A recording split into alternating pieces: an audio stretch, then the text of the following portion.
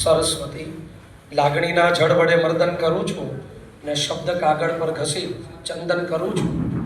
હૃદયના ચમનનું સુમન ચડાવી અને ભારતના ભવિષ્યના વાર્તાકારોને પ્રણામ કરું છું અને વાર્તાકારોના માર્ગદર્શક શ્રી શિક્ષકોને પ્રણામ કરું છું.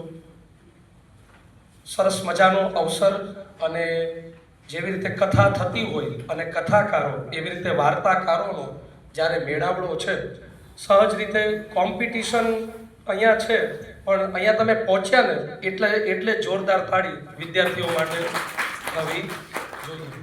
આમ તો અને સાથે મારા જે સાથી નિર્ણાયક શ્રી છે તેજાણી સાહેબ અને માસુકભાઈ, એમને પણ જોરદાર તાળીઓથી પહેલાં વધારવી. શિક્ષક મિત્રો, વાર્તા છે ને આમ જોઈએ તો જીવન જીવવાની આખી કળા છે.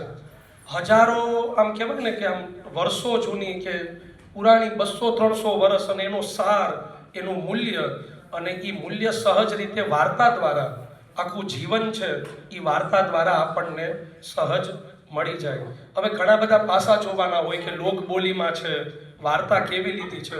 પછી નિર્ણાયક તરીકે અમારી સમસ્યા ત્યાં થાય કે દરેક વિદ્યાર્થીમાં ટેલેન્ટ અલગ અલગ હોય. કોઈના હાવભાવ બહુ સરસ હોય, કોઈ વિદ્યાર્થી છે તો એનું બોલવાનો ટોન બહુ સરસ હોય કે એકદમ જેમ સાહિત્યકારો બોલતા હોય તે રીતે બોલે.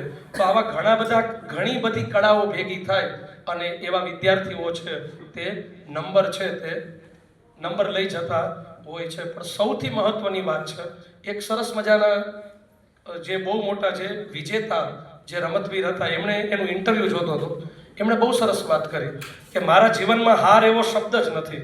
કદાચ નંબર ન આવે તો વિદ્યાર્થીઓ દુઃખી થઈ જાય. કાં તો હું જીતું છું અને કાં તો હું શીખું છું.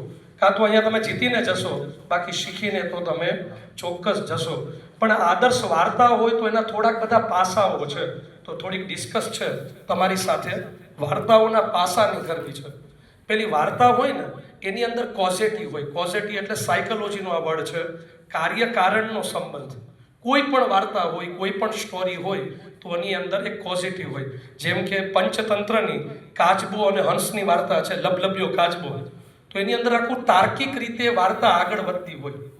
હવે આ જ વાત છે તો ઇંગ્લિશમાં બહુ મોટા એક લેખક થઈ ગયા જોસેફ કેમ્બલ, એને ધ હીરોઝ 1000 ફેસ, એની અંદર પણ આવા જ પાસાઓની ચર્ચા કરી છે.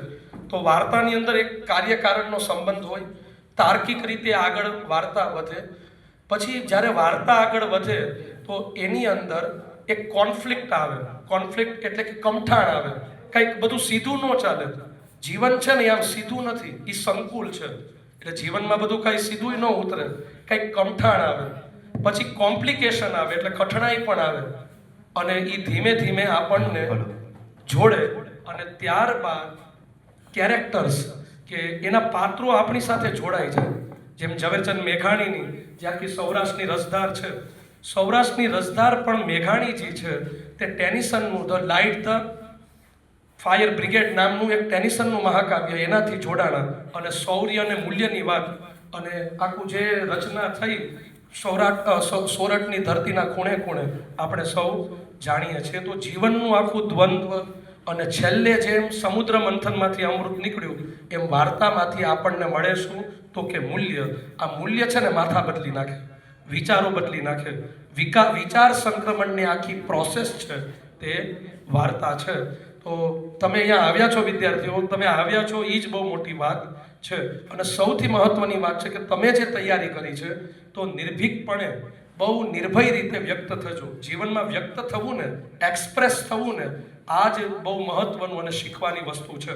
રામધારી સિંહ દિનકરજી જેમણે રશ્મિરથી કાવ્ય લખ્યું, એમાં સરસ મજાની પંક્તિ છે कि सच है विपत्ति जब आती है कायर को दहलाती है, सुरमा नहीं विचलित होते क्षण एक नहीं धीरज खोते, विघ्नों को गले लगाते हैं कांटों में राह दिखाते हैं, है कौन विघ्न ऐसा जग में टिक सके वीर नर के मग में, ठम ठोक ठेलता है जब नर पर्वत के पास जाते पाव उखड़, और मानव जब जोर लगाता है પથ્થર પાણી બન જાતા હૈ.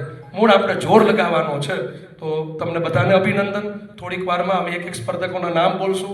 તમે જે તૈયારી કરી છે એ સહજતાથી તમે વ્યક્ત થજો. અને સાહેબ આપણે કેટલી મિનિટ છે તેજાણી સાહેબ? 5 મિનિટ. ઓકે, 5 મિનિટમાં તમારી પ્રસ્તુતિ આપ પૂર્ણ કરજો. તો તમને બધાને અભિનંદન, એકવાર જોરદાર તાળી તમારા બધા માટે.